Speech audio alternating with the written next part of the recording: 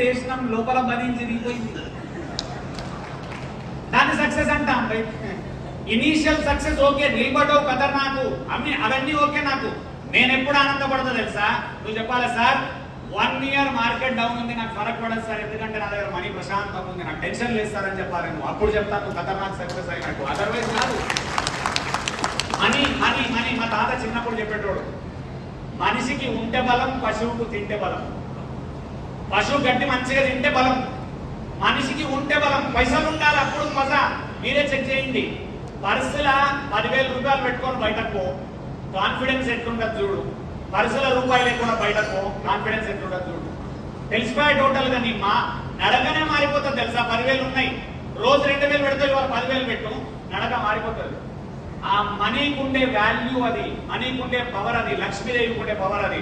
దాన్ని అర్థం చేసుకోవాలి, ఒప్పుకోవాలి. మిడిల్ క్లాస్ లో ఇది ఒప్పుకోరు. అంత పైసా కోసమేనారా? నువ్వు పైసా పిచ్చోని కాదు, నీకు పైసా పిచ్చి పట్టింది. సస్తే పైసలు కావాలి, బతికితే కాదు. ఓడోడు అంటాడు చస్తే కట్టకపోతావురా అంటారు. నీ ముఖానికి తెలియని విషయం ఏంటంటే చచ్చిన రోజు 1,00,000, 12వ రోజు వరకు 2 లక్షలు, 3 లక్షలు, సంవత్సరీకం వరకు 5 లక్షలు. దయ్యం అవుతావు లేకపోతే నీకు 12 లక్షలు పెట్టకపోతే. కర్మకాండ చేయకపోతే వాడు దయ్యం అవుతాడు. కాబట్టి కర్మకాండ చేయాలి. కర్మకాండకు 10 లక్షలు. చస్తే పైసలు కట్టకపోతావు అని సొలుగొడుతున్నావు నాతోని. మనీ కావాలా ఈ కాలంలో?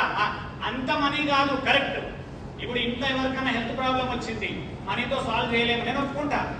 డెత్ అయింది, మనీతో సాల్వ్ చేయలేము, మనిషిని బ్యాక్ తీసుకురాము, నేను ఒప్పుకుంటా. కానీ ఎవరిదైతే డెత్ అయిందో వాళ్ళ పిల్లలను చదివించాలంటే మనీ కావాలి. ఆ భార్యను ఆదుకోవాలి, వాళ్ళ ఫ్యామిలీని ఆదుకోవాలంటే మనీ కావాలి. లైఫ్ లో మనీ లేని నడవదన్న. దీన్ని మనం గట్టిగా అర్థం చేసుకోవాలి, చెప్పాలి జనాలకు. ఎవరన్నారన్నా నీ పైసా పిచ్చి, ఎస్ నాకు పైసా పిచ్చే, ఇట్లా ఒప్పుకోవాలి. నాకు పైసా పిచ్చే.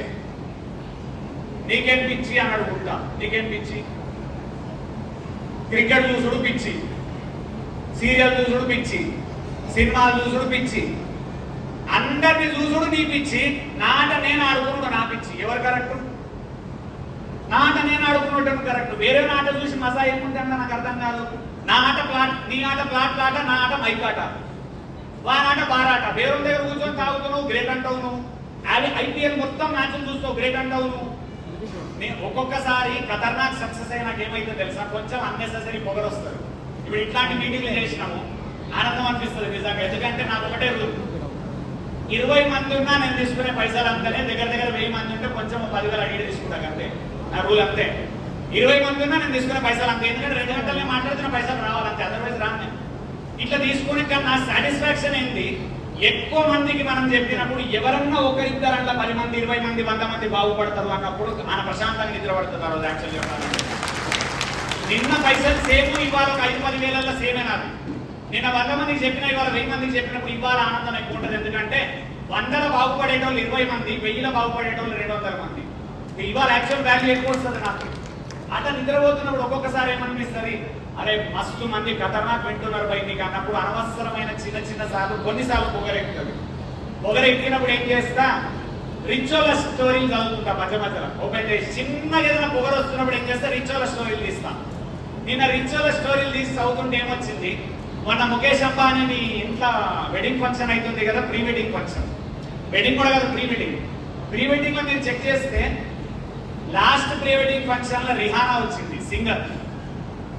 నిన్న ప్రీ వెడ్డింగ్ ఫంక్షన్ లో జస్టిన్ బీబర్ వచ్చినాడు. వాళ్ళు ఇంటర్నేషనల్ పాప్ సింగర్స్. మనమేమో వెయిల్ తీసుకుంటున్నామని పొగరు రాగానే చూడండి, రిచోలను చూడాలి, మజా వస్తుంది. రిహానా వచ్చి గంటన్నర ఈవెంట్ చేస్తే 69 కోట్ల నుంచి 70 కోట్లు తీసుకుపోయింది 2 గంటలకు.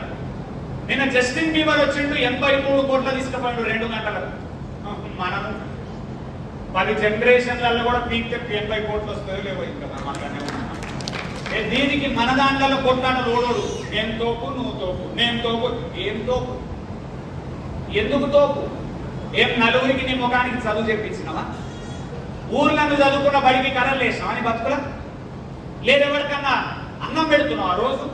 పెళ్ళాం పిల్లలను పోషించుకుంటున్నాం. ఆఫ్టర్ ఆల్ తాళి కట్టినందుకు పెళ్ళాంను పోషించుకుంటాను, లేకపోతే ఆమె తంతది, అందుకని పోషిస్తున్నాము. పిల్లల మీద మనకు ప్రేమ దీంట్లో మజా ఏముంది, దీంట్లో గ్రేస్ఫుల్నెస్ ఏముంది నాకేం తెలియదు అసలు. అనవసరమైన పొగరు తెచ్చుకుంటున్నాం. మధ్యలో మీ పొగరు మీరే తెచ్చుకోవాలి. రియల్ ఎస్టేట్ లో మనీ ఫుల్ ఉంది, కానీ అందరికి రావు. మీకు అందరికీ చెప్తున్నాను, మీకు కూడా తెలుసు చాలా మందికి రియల్ ఎస్టేట్ లో మనీ ఉన్నమాట వాస్తవం, కోట్ల రూపాయలు ఉన్నమాట వాస్తవం, అందరికి రావు. ఎవరికి వస్తాయి అని అంటే రోజు రియల్ ఎస్టేట్ పట్టుకొని తిరిగేటప్పుడు వస్తాయి. రోజు రియల్ ఎస్టేట్ పట్టుకొని, రోజు రియల్ ఎస్టేట్, రోజు రియల్ ఎస్టేట్, రోజు రియల్ ఎస్టేట్, రోజు రియల్ ఎస్టేట్. విసిగి పోవాలి జనాలు నిన్ను చూసి. ఏం రాబాయి వస్తే ప్లాట్ అంటావు, వేరే లేనే లేదని బతుకుల అని అంటారు జనాలు. నిన్ను నేను క్వశ్చన్ అడుగుతా, విరాట్ కోహ్లీ ఇక్కడికి వచ్చిండ్రు, ఏం మాట్లాడతాడు? ఏం మాట్లాడతాడు? క్రికెట్ మాట్లాడతాడు, సినిమా మాట్లాడు విరాట్ కోహ్లీ. అదే విరాట్ కోహ్లీ భార్య అనుష్క వచ్చింది, క్రికెట్ మాట్లాడదు, సినిమా మాట్లాడుతుంది. అంబానీ వచ్చిండు, బిజినెస్ మాట్లాడుతుంది. కేసీఆర్ వచ్చిండు, రేవంత్ రెడ్డి గారు వచ్చినారు, పాలిటిక్స్ మాట్లాడతారు. మోడీ వచ్చిండు, క్రికెట్ మాట్లాడాడు, పాలిటిక్స్ మాట్లాడతాడు. ఎవ్వని ఫీల్డ్ వాడు మాట్లాడుకున్నోడే సక్సెస్ అవుతాడు. మంది ఫీల్డ్ మీద సొలుగొట్టినోడు సగనాయిపోతాడు. మీరు రాసి పెట్టుకొని ఇవన్నీ సూత్రాలు ఇవి నేను బాగా అర్థం చేసుకొని ఎక్కించుకొని మీకు అందరికి ఎందుకు చెప్తున్నా, ఫస్ట్ నేను ఆచరించిన. నేను క్రికెట్ పిచ్చోని 10 ఏళ్ల కింద ఐపీఎల్ మ్యాచ్లు మొత్తం చూసుకొని బాల్ టు బాల్ చూసి చూసి చూసి చూసి నాకు ఆ తర్వాత బిజినెస్ లోకి ఎంటర్ అయినా. మా గురువుని అడిగిన, సార్ నాకు సేల్ అవుతలేదు సార్, 6 నెలలు సేల్ కాలే, నాకు మీకు ఓపెన్ చెప్తున్నాను. టీసీఎస్ 10 ఏళ్ళు చేసి బిజినెస్ లకు దిగి వెకేషన్ ప్యాకేజెస్ అమ్మడానికి దిగిన. 6 నెలలు ఒక్క సేల్ లేదు. నేను అనుకున్నా పోగానే సేల్ అయిపోతుంది అనుకున్నా. ఎందుకంటే కాన్ఫిడెంట్, ఖతర్నాక్, మనము తోపు ఫీలింగ్ ఉంటుంది కదా, బల్బ్ ఫీలింగ్ ఎట్లా ఉంటుంది అందరికి, నాకు కూడా ఉండే. పోయి ఒక దగ్గర పోయి అడిగిన, వెకేషన్ ప్యాకేజెస్ కొంటావురా? వాడు అన్నాడు, నువ్వు కొన్నావురా? కొనలే. మళ్ళీ ఇంకో దగ్గర పోయినా, అలా వెకేషన్ ప్యాకేజెస్ ఖతర్నాక్ ఉంది, కొంటావా? వాడు అన్నాడు, నువ్వు తీసుకున్నావారా? నువ్వు తీసుకుంటే నేను తీసుకుంటా. ఇక నువ్వు తీసుకుంటే నేను తీసుకుంటా అన్నాడు కదా అని చెప్పి కొంచెం కష్టపడి పైసలన్నీ పోగు చేసి 3.5 లక్షలు 4 లక్షల ప్యాకేజ్ అప్పు చేసుకున్నా. 4 లక్షలు పెట్టి వెకేషన్ ప్యాకేజ్ కొని ఇప్పుడు ఏమనుకున్నా, సేల్ అవుతుంది. ఇక మళ్ళీ దగ్గర పోయినా, వెకేషన్ ప్యాకేజ్ కొంటావురా? నేనేం ఎక్స్పెక్ట్ చేసిన వాడిని నువ్వు కొన్నావురా అంటాడు అనుకున్నా. వాడి సార్ అడగలేదు, వాడేమడిగిండు, నువ్వు పోయినావురా అన్నాడు. కొన్నావురా అంటాడేమో, ఆన్సర్ ఉంది నా దగ్గర, ఒక అస్త్రం రెడీ ఉంది నా దగ్గర. ఇప్పుడు అర్జునుడిని నేను ఒక అస్త్రం పెట్టుకొని తిరుగుతున్నా, కొన్నా అందామని అనుకుంటే వాడు నువ్వు పోయినావురా అక్కడికి అన్నాడు. పోలే. యాడికి పోవాలి వెకేషన్ ప్యాకేజెస్ తెలుసా? సింగపూర్, మలేషియా, దుబాయ్, అక్కడెక్కడో ఉంటాయి, ఇండియాలో కాదు. మళ్ళీ పోవాలని మళ్ళా 1 లక్ష. ఇప్పుడు ఎవడు పోవాలి? మళ్ళా 3వ సారి పోయినా మళ్ళీ అడిగిన, వాడేమంటాడు తెలుసా? అన్నా ఈ వెకేషన్ ప్యాకేజెస్ ఉంటాం కానీ మిడిల్ క్లాస్ వాళ్ళకి ఉపయోగపడతాయి అన్న ఇవి అన్నాడు. 6 నెలలు 0 సేల్. నాకు లోపల నుంచి చచ్చిపోయిన మొత్తం నేను. అరే కాన్ఫిడెంట్ జోన్ ని ఎంసీఏలో 83% మాతృశ్రీలో చదివిన Navodaya student 75, 10th 75, inter 75, degree 75, distinction candidate ను మాట మంచిగా మాట్లాడతా, తెలివి ఉంది, చెప్తే గ్రాస్ప్ చేస్తా. నువ్వు చెప్తే ఇన్ని సేల్ అయితే లేదేంటి నాకు అర్థం కాలే. ఓ రోజు గురువు దగ్గర పోయినా, గురువుని కూర్చోబెట్టి అడిగినా, అన్నా ఏందన్నా సేల్ అయితే లేదు నాకు. ఫాస్ట్ బ్యాక్గ్రౌండ్ మీకు చెప్పినా, నేను 2006లో కారు కొనుక్కున్నా. కార్ అంటే ఎవరికి తెలియని టైంలో కారు కొన్నాను. నేను అట్లాంటి డ్రీమర్. నేను ఫారెన్ అంటే తెలియని టైంలో ఫారెన్ పోయొచ్చిన. ఫంక్షన్లో కూడా ఐటీలోకి ఎక్కిన టైంలో ఐటీలోకి ఎక్కిన. మీరు అన్ని జరిగినాయి. కారు కొన్నాం, పెళ్ళి అయింది, పిల్లలు అన్ని జరిగిన తర్వాత సేల్ అయితే లేదు. నా పరిశ్రమ అయిపోయినా సేల్ ఎందుకు అయితే లేదు. లీడర్ ఏమన్నాడు, నువ్వు ఐటీలో ఎన్నేళ్ళు పనిచేసినవరా అన్నాడు. 10 years సార్, 10 ఏళ్ళు. ఏం చదువుకున్నావురా అన్నాడు. ఎంసీఏ సార్ అన్నాడు. ఎన్నేళ్ళు చదివినవరా? 18 ఏళ్ళు సార్. అంటే ఏమన్నా తెలుసా? 18 ఏళ్ళ చదువు, 10 ఏళ్ళ ఎక్స్పీరియన్స్, 28 ఏళ్ళ కష్టం నిన్ను ఐటీలో ఎక్స్పర్ట్ చేసిందిరా.